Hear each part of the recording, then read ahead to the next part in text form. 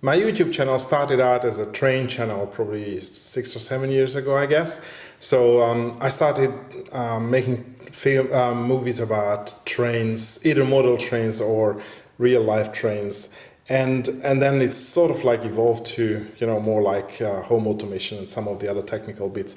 So I thought I'd just give an update to subscribers who are still here for the trains, because I still haven't given up on my 7.25 inch gauge trains. And as it turns out, there are a few other people in Hungary who are also interested in this gauge, even though it's way less popular and accessible as in, for example, in UK. And what you can see here on the left side of the image, down there, that's my engine. And now on the top of the where is my finger? Yeah, here. It's a small electric engine, 2-axle, which is going to look like a small steam engine, but of course powered by electric. And the big monster here is Andrew's creation, which is an absolute monster, based on obviously the other two.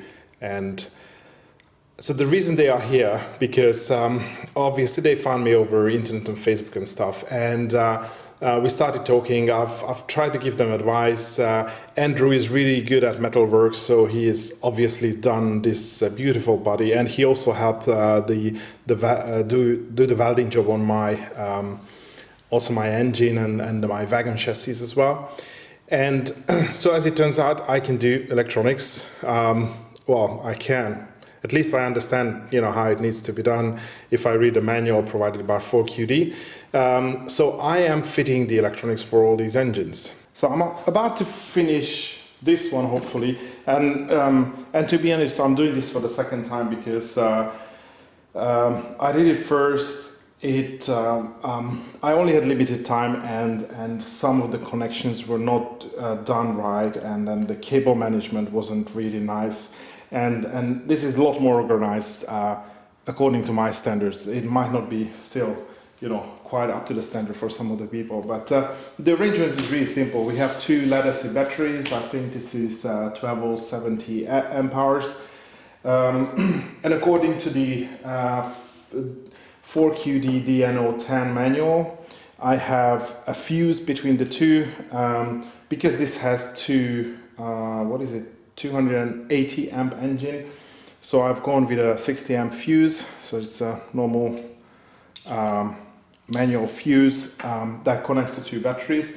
So even if I take it out, then all the connection is broken, so nothing really works. And I usually do that. I have the same method in my engine as well. So I just take out the fuse just to make sure that nothing can turn off no matter what happens. And also on the end side, we have the connector, which is the standard 4QD connector, connecting the handset, and we have a key to turn the whole engine on. And basically what this key does, I'm going to show you on the other side. I got this automotive relay, which is a 24 volt relay, which can switch up to 80 amps, and that basically just applies the 24 volts. And once the relay is engaged, then the power is going to the DNO10. And coming back from the DNO10 through this bulky chocolate block, we have the power going down into the chassis. So at the moment we have two motors inside, each driving an axle via chain drive. Looking at the other end, which is a bit difficult to film because of the other engine being in the way. So that's the DNO10, and that's the automotive relay. Oh, bugger, this thingy has gone loose. And yeah, it's the standard connector with the hand controller, and the other two connectors are not used. And for those who are interested in the relay, so maybe I will try to flip the image in post-processing, but that's it, 24 volts, 80 amps. So let's see how it runs. So you probably know the 4QD controller. I just need to replace one of the switches because I actually broke it, so it's the cover is missing, but anyway, it's working. So I just hook it up to the socket here. I put the fuse in. I turn the ignition key, and I changed, the reason this is open because I changed, so this is normally, I think it's a light switch, like an accessory switch. So I changed that to be the ignition switch. So now the ignition on, and if I, yeah, she runs. And then the other way around as well.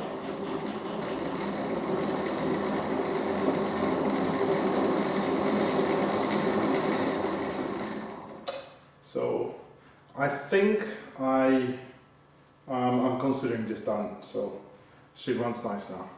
Next, let me show you Andrew's engine, which is actually a little bit difficult to get into the frame because it is really big and there is so much clutter in my garage. So this started out as a MK48, which is a narrow gauge Hungarian locomotive. So if you, for example, look at the bogies, they are modeled based on that engine. And then for some reason it was later converted to look like more like a US, I think, is this the SD40 locomotive? And so as I said, Andrew is really good at, with metal, everything with, welding and grinding and everything. So he made everything you see here, he made from scratch. I mean, obviously we got the motors and the bearings, but everything else is basically sheet metal and angle iron and all sorts of stuff that you can buy in the shop, as in raw materials.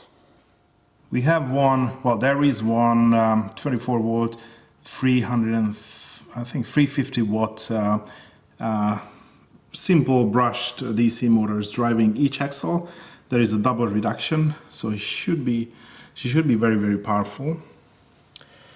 So it's 4 motors in total, and as you can see, the cab doesn't have details, but it has details like working handle, and then you can open the door, and there is nothing inside yet. The windows are glazed. There are headlights installed, and then I think this compartment opens as well. And if you take the chain off, then it opens up a little bit more. I don't think we are going to use that compartment. And obviously under the main hood you find the batteries. So the main engine cover opens like this, and it's on the hinge. So it gives a really good access to all the internals. So it should be fairly easy for me to get to install all the electronics. And what you can see here is these are huge batteries which they use in trams. So these are the batteries. I hope you can see all the specs if you're interested. It's 165 amp hours. So these are 12 volt batteries, but there are 2 sets of them, so it's 24 volts altogether. And these are what you see, each unit is like a 2 volt unit. So all the 2 volt units are just wired together in series. And I've also started to make these units. So these small boxes which will fit between the batteries. So this will house all the power electronics, so the controller, the main switch, the automotive relays. So you see the same relays here. I put 2 in this engine, so it disconnects both the positive and the negative rail. So I'm planning to finalize the steam engine today and then turn my attention to her in the following days, hopefully, and maybe over the weekend as well. I almost forgot that I have some additional footage because when Andrew was around and we were unloading the engine, his engine, then I just set the camera in the corner of the garage, just recorded the entire thing. So he came with, he has a pickup, so the engine was loaded in the flatbed, and he bought a ramp, and then there is also like a curved track which is going to go into my garden, so you can see that unloading and we are unloading that first, and then we got this huge ramp. It's like a 6 meter long one that he also uses to get the engine up and down from sort of like a ground level onto the truck. And in the beginning, I was a little bit concerned, like, okay, what are we going to do if this, runs down on the ramp and we won't be able to stop it? Because I think the estimates is that the bogies weigh about 25 kilos each, or maybe it's 50 kilos each, and then the chassis is about another 100, and the battery is another 100. So it's coming to, like, I don't know, like something like 400 kilos already. And so I was really concerned about the fact that it's going to run away and then crash into the end of the garage. But then he said that, oh no, he's not going to do that. And so first of all, it was really easy to hold it by hand, but because the wires of the end of the motors were just exposed, just by shorting the wires, basically applied worked as a brake. So it was like almost stopping on the ramp coming down. So it was no issue after all.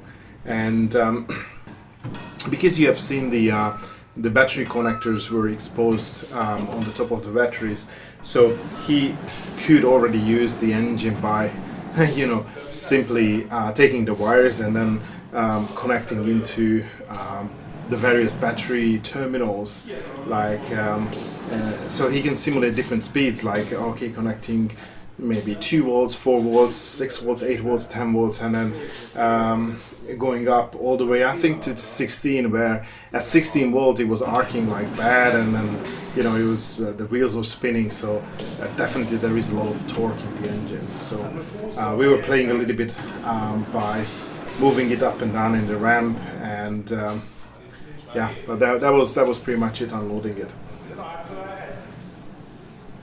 And the reason my engine is in pieces, actually it's not in pieces, I just removed the cover because ever since I built her, not that I used it heavily because I don't have a track and it hasn't been on anywhere else. So it's still using the batteries, obviously as I bought them, they haven't been charged. And it's sitting like this for over 2 years now. So, and anyway, I think it was due to, charge these batteries. And I created this charging port, which I probably have explained before, and it's like a simple 5-pin port, and then it has two of these pins connect to one of the battery terminals and the other to the other battery terminals. So I thought I'd just bring my car charger here and I'm going to charge it up. And I was so stupid because I wasn't really thinking what I was doing, and I connected the plus and the positive and the negative terminal of one of the batteries. So I just literally shorted it, and then because I didn't want to expose the wires, and I thought that I'm going to put the wires into a chocolate block, but I usually use chocolate blocks, but I have these wire connectors,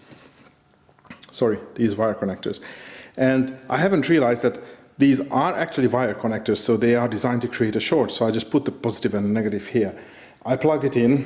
After a couple of seconds, I could immediately smell that something is burning. And like after 5 seconds, I could barely remove the plug, and because it was so hot already. So the plug looks like this. It's like I don't know whether it's called the aircraft type plug. So it plugs in, and then you have this collar that you can screw on.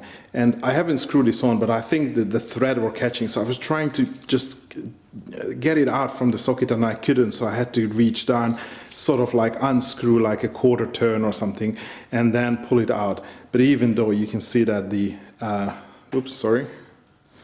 let me find a better spot. So basically the insulation has melted off. I think that was a positive lead. So I got really, really scared because this is something that I feared all since I started this whole build, because there is really a lot of power in here, and especially in my engine there is a lot of wooden parts. So if I do something stupid and it just heats up and it catches fire, then it's going to be, and it's in my house. So this whole thing can turn really, really nasty. So anyway, the cover is off now, and I just decided that's the lead for like a simple car charger. So I have one of the batteries connected, and I guess it's going to take really some time to get this up to 100% again. And I'm going to do the other one And I've also noticed that the installation on these wires as well. So basically I plug this in here, and then from this connector I have wires going to both of the batteries. So even that section of the wire which is between the plug and the battery, that got charged as well, and then it almost fused to some of the other wires. But fortunately enough, it's only this charging wire which was sort of destroyed, so I definitely have to replace them and then just be a lot more careful next time. And the good news is that I have a plan for my own layout in my own garden, but because winter started already, so that plan is going to be, well, it's not postponed to, let's say, February, March, until the winter is over. So I just talked to the gardener and he said that, yeah, he's going to be available in February, and we sort of had a plan how to do it. So that's going to be really interesting next year. And until then, I think I will be here in the garage working on these engines and also some of the things on mine, and then get ready for next summer. Thanks for watching. Bye bye.